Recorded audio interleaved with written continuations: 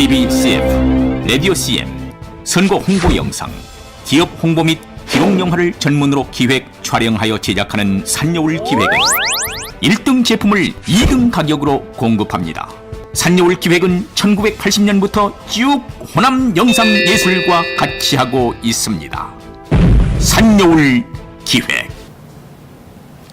칼발트 교회 교의학 섹션 8 계시에 있어서의 하나님에서 세 번째 부분 하나님의 삼위일체의 흔적, 이거에 대해서 진행을 하겠습니다. 우리는 섹션 8 계시에 있어서 하나님을 진행하고 있고요. 칼발트가 여기에서 삼위일체, 전통적인 삼위일체와 자기가 이해하는 신, 저는 이제 삼중일신, 이러한 구조로 변환을 시도하고 있다, 이렇게 말씀을 드렸고요. 이제 우리는 삼위일체를 전제론적으로 이해하고 있는데, 칼발트는 계시 안에 있는, 계시 안에 있는 신이해, 인식하는 신이해로 가고 있고요. 이런 것을 이제 행동하는 신, 이렇게 정의를 하고 전개하고 있습니다. 그것을 행동하는 신을 우리가 인식할 때 삼중론적으로 인식한다. 그래서 삼중일신 구조, 일신으로 설명을 하고 있습니다. 그래서 전통적인 삼위일체의 신과 칼발트가 이해한 삼중일신의 신 이해는 같지 않고, 그것을 칼발트가 명료하게 이해하고 있고 그 전환을 시도하고 있는 과정이 이 섹션 8에 나와 있습니다. 그래서 두 번째에서 삼위일체의 뿌리, 이렇게 제시를 했었죠. 그래서 삼위일체의 뿌리는 루트에서, 뿌리라고 우리가 번역을 박순경 교수님께서 하셨는데, 이것은 이제 독일어적 의미로는 어근, 이러한 의미죠. 어근이라는 의미가 있습니다. 어근이라는 의미는 본말이 아니고 이제 하나의 문장이 더 버큐블러리가 붙어서 완전한 단어가 형성되는 그러한 개념으로 한번 이해를 해봤습니다. 그래서 삼위일체라는 것은 어근적인, 정통적인 삼위일체는 어근적인 개념이 있고, 거기에 이제 또 하나의 어휘가 붙어서 이제 하나의 단어, 삼중일신이 형성되는 것이 칼발트가 시도하고 있는 삼위일체론의 뿌리였다, 이렇게 이해해 보았고요. 그리고 그 앞에서 말했던 두 명제, 하나님은 말하는 인격이다와 하나님은 자신을 주로 계시한다, 이 개념은 정통 기독교의 문장이 아니라고 말씀을 드렸습니다. 그래서 이제 세 번째로는 이제 삼위일체의 자취라고 박순경 교수님이 번역했습니다. 이 자취라는 것은 흔적, 이렇게도 번역을 해서 여러 번역자들이, 연구가들이 사용하고 있습니다. 그래서 삼위일체의 자취라고 박순경 교수님은 번역했고, 다른 연구가들은 흔적, 두 가지를 같이 병행해서 사용하고 있습니다. 두 가지는 똑같은 말이기 때문에 이제 어느 것이나 취해서 사용해도 된다고 생각합니다. 저도 이 글을 준비할 때 어쩔 때는 자취라고 하기도 하고 어쩔 때는 흔적이라고 말하는데, 이 두 단어의 명확한 처소를 아직 구분하지 못하고 있는 상태입니다. 그런데 발트가 제시하는 이 흔적이라고 하는 것은 이제 아우구스티누스의 신개념을 전환시키려고 하는 그러한 과정에 있습니다. 여기에서 이제 전통적인 신이해, 삼위일체 이해를 칼발트가 완전히 변환시키고 이제 섹션 9으로 이제 넘어갑니다. 완전한 변화를 시도합니다. 그래서 우리는 칼발트가 전통적인 삼위일체를 지금 바꾸고 있다, 이제 여기서 바꾸고 있다. 그러니까 전체 책에서는 다 바꿨겠죠. 이 부분에서 지금 바꿔 나가고 있다. 섹션 A까지는 그 사전 인식 단계를 다루었고, 이제 섹션 8부터는 이제 그 과정을 전개하고 있고, 나인부터는 계속해서 이제 체계적으로 이제 그 자기 체계를 확립하고 있는 과정입니다.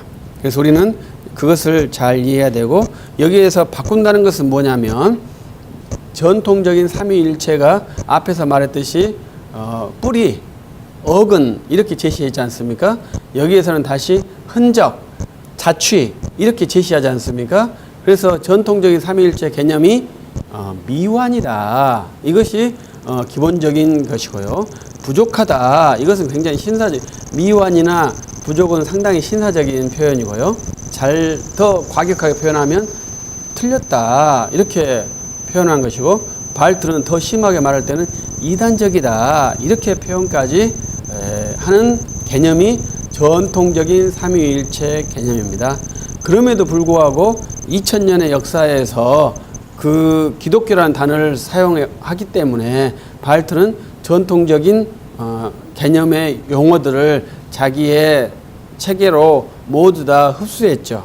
우리가 처음에 말씀드렸는데 발트는 1927년에 기독교 교의학이라는 체계를 집필을 했었습니다. 그래서 기독교.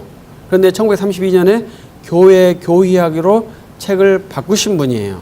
그러면 이분은 기독교라는 어휘와 교회라는 어휘가 다르다고 인지를 하고 있는 거예요. 그래서 기독교 교회학이냐 교회 교의학이냐 이것이 뭐 중요한 문제가 아니라 이 학자에게 매우 중요한 개념이죠. 이제 칼빈은 기독교 강요라고, 기독교 종교 훈련이거든요. 어떻게 보면 정확히 무너지려면 이제 기독교가 있고요. 이제 바빙크는 개혁 교의학이라고, 그래서 개혁파 신학의 집대성을 목표로 했고요. 그래서 모든 사람들은, 그 학자들은 자기가 했던 숨마에 대해서 이렇게 명칭을 붙여주는 거죠. 근데 칼 발트는 기독교라는 단어를 빼고 교회라는 단어로 이제 자기 사상을 전이시켰습니다. 그래서 기독교 가치를, 제 생각에는 칼 발트가 기독교 가치, 전통적인 삼위일체 가치를 해체하고 이제 현재 교회가 새로운 가치를 만들어서 이 교회 중심의 새로운 형태를 재현했다. 이렇게 이해하고 싶습니다. 그래서 기독교 교의학이나 교회 교의학의 차이가 무엇이 있을까? 이래도 좋고 저래도 좋고 이렇게 생각할 수 있지 않겠습니까? 그러면 칼 발트가 계속 기독교 교의학이라고 말을 했었겠죠. 그런데 그분은 바꿨고, 기독교에서 교회를 바꿨고, 이 교회 교의학으로는 13권까지 집필을 진행한 것입니다. 그래서 그러한 것이 발트에게 있어요. 그래서 발트는 전통적인 기독교의 가르침, 고대 교부 신학을 해부해서 해체하고 있다. 이렇게 이해하는 것이 좋을 것이라 생각하고요. 그것을 이제 굉장히 온화하고 신사적으로 뿌리다, 흔적이다 이렇게 표현하고 있습니다. 그러나 이제 결국은 그 뿌리나 흔적은 제거하고 새로운 형태를 만들어내야 하는데요. 근데 이제 발트는 성경 개념이 뿌리 개념이라고 이해한 것이 또 재미있는 특징입니다. 그래서 고대 교회에서는 성경을 근거로 해서 신학을 한 그러한 산물이고, 그 성경에서 근거한 산물을 뿌리, 그러니까 없어져야 될 대상으로 이해한 것이 특징이고요. 그래서 발트는 이 성경 개념을 넘어선 그러한 개념을 가지고 있고요. 그리고 우리가 계속 반복했듯이 존재의식이 있는 것이 아니라 신행동의식이 있는 그러한 전개를 하고 있습니다. 그래서 발트에게 신은 행동하는 하나님이다. 이렇게 볼 수 있고요. 우리는 존재하는 하나님이죠. 그럼 어디에서 신학이 시작하겠습니까? 발트에서 신학의 시작은 인식하는 주체, 인간에서 신학을 시작하고요. 우리의 신학은 계시하는 하나님, 그래서 하나님에게서 신학을 하는 것이죠. 그래서 발트에게 계시가 풍성하다고 하지만 이 계시는 인간이 인식하는 수준에서 계시예요. 그러나 우리는 하나님께 주신 계시는 인간이 파악할 수 없지만 하나님의 계시이기 때문에 정당한 진리예요. 그래서 발트가 이해하는 계시와 정통파 기독교인이 이해하는 계시가 전혀 다른 방향에서 진행하고 있음을 알 수 있겠죠. 그래서 칼 발트는 계시, 예수 그리스도, 삼위일체, 성경, 또 선포, 성례전 이러한 용어들을 엄청나게 1-1권 처음부터 사용하는 그러한 신학자죠.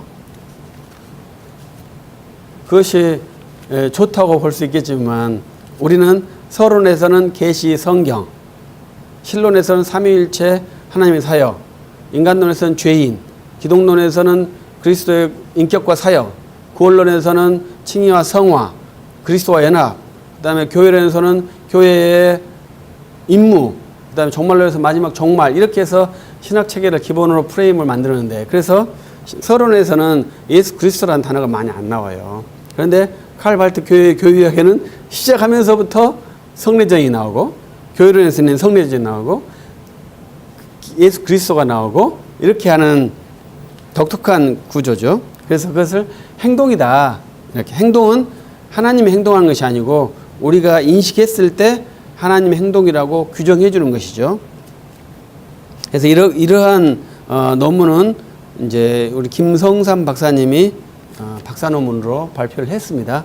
그래서 행동하는 하나님과 존재하는 하나님, 칼 발트의 신과는 행동하는 하나님이고 존 칼빈의 신과는 존재하는 하나님이다. 그래서 칼빈과 칼 발트가 신학이 전혀 다르다 이렇게 썼고요. 저도 이제 그분 뒤를 이어서 박사를 학위를 쓴 그러한 케이스인데 저는 예수 그리스도 이해에서 정통적인 칼빈은 교부 신학의 이해, 그래서 381년 콘스탄티폴리스 신경과 451년 칼케톤 신경의 예수 그리스도의 신성을 정확히 고수하고 그 교리 위에 교회를 세우려고 한 그러한 사역자고 칼 발트는 예수 그리스도의 신성을 381년 콘스탄티폴리스 신경에서 해체해버리고 인간 예수로서 신학을 구성하고 어떻게 보면 기독교가 없는 상태에서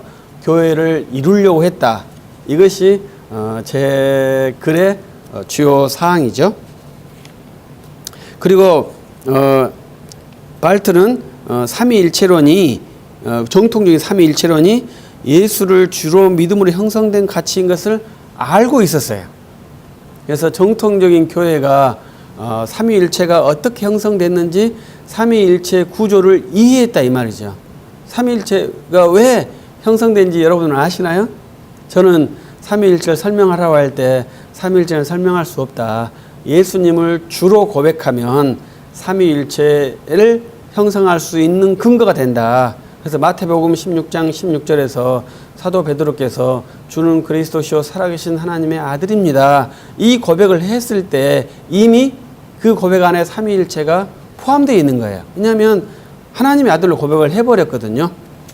그래서 발트도 그걸 알았어요. 그래서 성경에서 예수를 주로 고백한 것이 삼위일체가 된 것이다. 이렇게 분명히 인지했는데 그것을 부정하고 정통교를 넘어서서 성경 계시 넘어서서 자기 계시를 진행하고 있습니다. 이 개념이다. 그러나 나는 그렇지 않다. 이렇게 발트가 전개하거든요. 그러니까 저도 처음에는 이번에 독서를 할 때는 발트가 분명히 전통적인 삼위일체가 무엇인지 알았구나. 그럼에도 불구하고 의식적으로 그리고 지식적으로 의지적으로 거부하고 넘어가고 있구나. 이렇게 인지되는 구분이에요. 우리들은 삼위일체가 어떻게 되는지 잘 모르잖아요. 그래서 셋이 하나냐 하나가 셋이냐 이렇게 훈련하잖아요. 그런데 발트는 그렇게 말하지 않았다니까요. 발트는 삼위일체가 뭐냐? 예수를 그리스도와 주로 고백하는 것이다. 이렇게 제시를 했다니까요. 저도 그렇게 제시를 하거든요. 삼위일체를 설명할 때 셋이냐 하나냐 이렇게 설명하지 말고 예수를 주와 구주로 고백하면 삼위일체 신앙이 바로 들어간다. 주와 구주로 고백한 신앙은 마태복음 16장 16절에서 사도 베드로께서 말씀하셨고 사도행전 2장에서 또 사도 베드로께서 설교할 때 그 내용을 설명하고요. 베드로서에서도 사도 베드로께서 그 말 또 반복합니다. 그래서 사도행전 2장에서는 주와 그리스도로 이렇게 하고요. 마태복음 16장에서는 그리스도와 하나님의 아들로 이렇게 말씀하고요. 베드로서에는 주와 구주로 말씀하시는데 이 세 개가 다 같은 말이에요. 그래서 사도 베드로의 신학은 살아계신 하나님의 아들입니다. 그리스도시요 살아계신 하나님의 아들입니다. 여기가 사도 베드로의 신학인데 이 신학의 근원이 어디냐? 예수님이 가르쳐 주시죠. 아버지라 이렇게 가르쳐 주시는 거예요. 그래서 정통 고백은 예수 그리스도는 주이시고 구주시라. 이 고백이 하나님 아버지께서 베드로 사도에게 가르쳐 주신 것이고 그 베드로 사도의 고백을 예수님께서 인정해 주시죠. 왜냐하면 아버지께서 가르쳐 주신 것으로 아니까 그것은 사람에게서 나올 수 없는 말이에요. 그렇기 때문에 예수님께서 아버지께서 가르쳐 주셨다 이렇게 인정했는데 그것을 칼 발트가 이해했다는 거죠. 그러면서도 거부를 한 거죠. 예수를 주와 그리스도로 구분한 것을 거부했어요. 근데 우리가 주라고 말하면 우리가 또 한번 앞에서 추론할 수 있죠. 하나님은 자신을 주로 계시한다. 이것이 칼 발트가 말한 문장이고 우리는 이 문장을 거부한다. 이렇게 제가 설명을 했죠. 여기서 주라는 단어가 나오지 않습니까? 그래서 하나님은 자신을 주로 계시한다. 이렇게 말했는데 성경 고백은 예수를 주로 고백하는 거예요. 그래서 이것이 안 맞으니까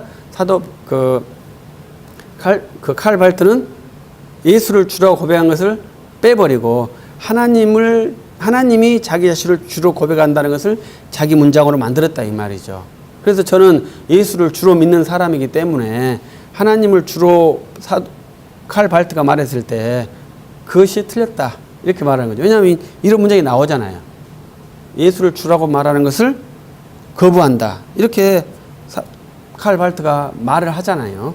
그래서 하나님을 주로 믿는 것이 왜 잘못됐겠습니까? 하나님이 나의 주님이신데. 그러나 예수님을 주라고 말하는 것을 거부하려고 하는 문장이기 때문에 잘못됐다는 거죠. 그리고 칼 발트는 이 삼위일체 흔적이 아우구스티누스에서 시작됐다고 제시하는데요. 삼위일체가 그리스도의 계시라고 하기 때문에 문제가 있다는 거죠. 그래서 우리가 요한계시록 1장 1절에서 예수 그리스도의 계시라, 계시라 했을 때 그 계시가 상당히 어려운 말이거든요. 여기서 또 말하잖아요. 예수 그리스도의 계시라 했을 때 의가 또 나왔는데 이 의라는 것은 주격이거든요. 그래서 예수 그리스도께서 주신 계시라 이 주격이죠. 그래서 주가 계시하신다 그러죠. 그때 주는 예수 그리스도께서 계시하신다. 이렇게 정통신학 아우구스티누스는 이해했다는 거예요. 그런데 칼 발트는 그렇게 하면 예수가 신격화되니까 그것을 거부하고 예수의 인간성, 그리스도의 인간성에 근거해서 신학을 진행하겠다. 이렇게 말하는 것이고요. 그리고 칼 발트가 이제부터 설명은 상당히 멋있습니다. 그것은 뭐냐면 창조주 하나님과 피조물인 인간을 유비 방식으로 이해하는 것이 부당하다. 이렇게 칼 발트가 말해줘요. 그러면서 또 하는 것은 뭐겠습니까? 창조주 하나님과 인간의 무한한 질적 상태를 주장하죠. 그러니까 창조주 하나님과 인간은 무한한 질적 상태가 있죠. 창조주와 피조물. 무한한 질적 상태가 있습니다. 그렇기 때문에 이런 말 들으면 옳구나. 이렇게 말하는데 이렇게 옳구나 두세 번 말하면 바로 이제 칼 발트의 논리의 수레바퀴에 들어가서 못 나오는 거죠. 분명히 이것은 우리들도 주장하죠. 그러나 우리는 항상 but 두 번째 문장이 있어요. 그래서 첫 번째 문장과 두 번째 문장이 함께 있습니다. 그래서 칼빈도 우리가 하나님을 알 수 있다. 이렇게 말하죠. 그러나 그 지식이 바로 인간을 아는 지식이다. 이렇게 해서 두 개의 지식이 함께 연관되어 있거든요. 우리는 제1번 신학 문장은 우리는 하나님을 알 수 없다. 이게 1번 문장이에요. 그러나 제2번 문장이 하나님께서 계시를 주셔서 우리는 계시로 하나님을 알 수 있다. 2번 문장이거든요. 그래도 이것도 또 마찬가지죠. 하나님과 인간은 무한한 질적 차이가 있다. 옳습니다. 그러나 2번 문장이 있어요. 그 무한한 질적 차이를 하나님께서 기쁘게 우리에게 허용해 주셨다. 자아 겸비를 하셨다. 이렇게 우리는 표현하거든요. 그런데 그 이해하는 방식이 무엇이냐 했을 때 우리는 하나님께 주신 계시라 이렇게 말하고 칼 발트도 그 계시라 하는데 그 계시가 하나님의 자유에 의해서 하나님이 원하는 때에 발생한다는 거죠. 어떠한 수단에 매이지도 않고 그것이 약간 다르죠. 우리는 성경 그리고 선포된 말씀에 국한돼서 계시 해석이 발생하는 것이 개혁파의 특징이죠. 그 계시는 특별 계시를 말하는 겁니다. 그래서 특별 계시는 죄인의 사함이 있는 지식이에요. 죄 사함이 있는 지식이에요. 그리스도의 교회를 이루는 지식이에요. 하나님이 주신 지식은 많죠. 우리가 돈을 많이 벌게 하는 거, 병을 낫게 하는 거 다 하나님 주신 지식입니다. 그러나 그것은 특별 지식을 하지 않고 일반 지식을 하거든요. 그래서 그것을 신학에서는 취급을 안 해요. 그런데 이제 칼 발트는 모든 지식을 다 신학에 가지고 와버렸다 이 말이죠. 그 혼돈이 지금 우리한테 계속 있어요. 그래서 우리가 열심히 기도해서 병자가 나오면 그걸 하나님의 뜻이라고 말을 해버려요. 근데 지금 병자가 나오면 하나님의 뜻 아닙니다. 그냥 하나님이 긍휼히 여겨서 그 병자를 치료해 주신 것이지 그 이상의 뜻이 없어요. 그것이 이제 기적과 관련된 것인데 이제 칼 발트는 이제 하나님이 원하는 때 그렇게 할 수 있다고 말하고 그것을 기적이라고 말하는 거죠. 그래서 무한한 존재 방식이 차이가 있기 때문에 존재 유비를 사용하지 말라 이렇게 말하죠. 아우구스티누스는 존재 유비 방식을 썼죠. 그래서 인간에게 지성이 있고 기억력이 있고 의지가 있고 이걸로 해서 하나님도 그러한 형태로서 성부, 성자, 성령이 계신 활동하신다. 이렇게 해서 존재 유비로 삼위일체를 설명한 것이 아우구스티누스의 삼위일체론입니다. 근데 발트가 그것이 오류가 있다는 거예요. 왜냐하면 전능하신 피조물 하나님과 유한한 피조물을 존재 유비를 통해서 해석했다는 거죠. 해명을 했다는 거죠. 근데 그것은 발트의 말이 일정 부분 맞는 말이죠. 그러나 그것이 흔적일 수는 없어요.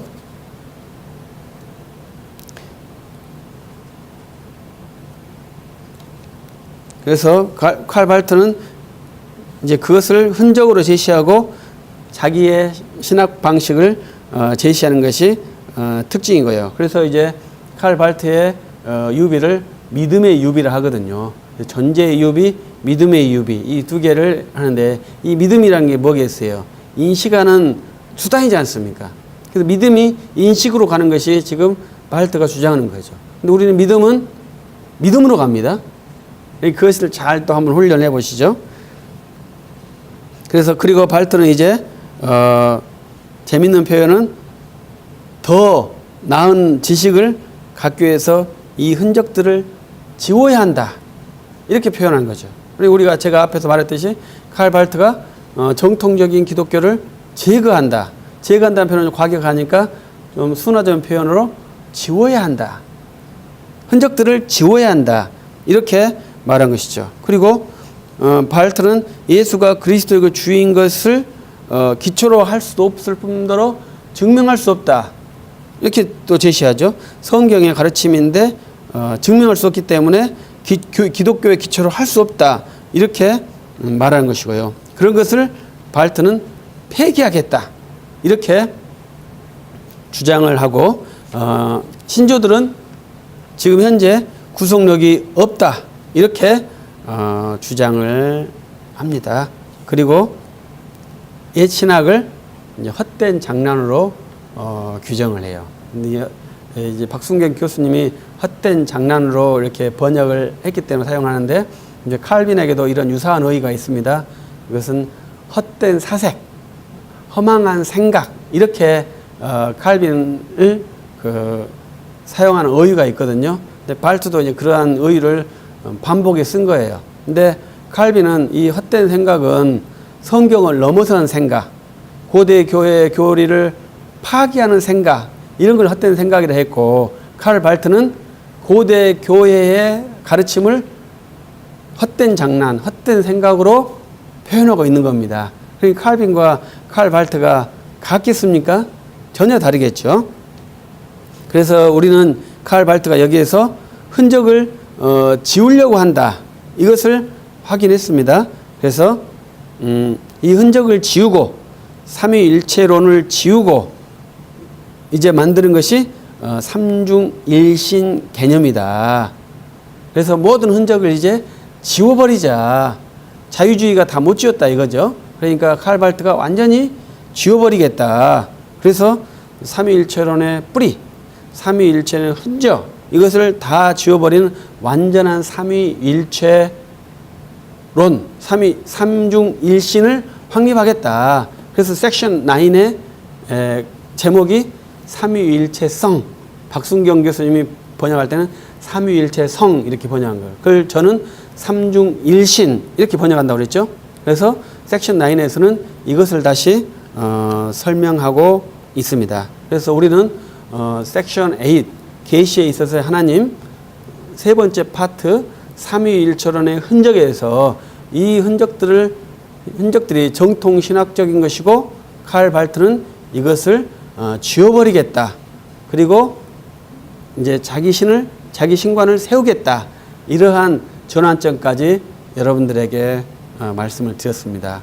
여러분들께서 칼 발트의 교회 교의학 1-1 섹션 8 계시에 있어서의 하나님 3번 박순경 교수님이 번역한 것은 삼위일체의 자취, 삼위일체의 흔적, 이 부분에서 그러한 것을 확인해 보시고, 칼 발트가 정통신학을 지워버리고 새로운 신학을 확립하려 한다, 이것을 한번 확인해 보시기를 바랍니다. 고맙습니다. TV CF, 라디오 CM, 선거 홍보 영상, 기업 홍보 및 기록 영화를 전문으로 기획, 촬영하여 제작하는 산여울 기획은 1등 제품을 2등 가격으로 공급합니다. 산여울 기획은 1980년부터 쭉 호남 영상예술과 같이 하고 있습니다. 산여울 기획.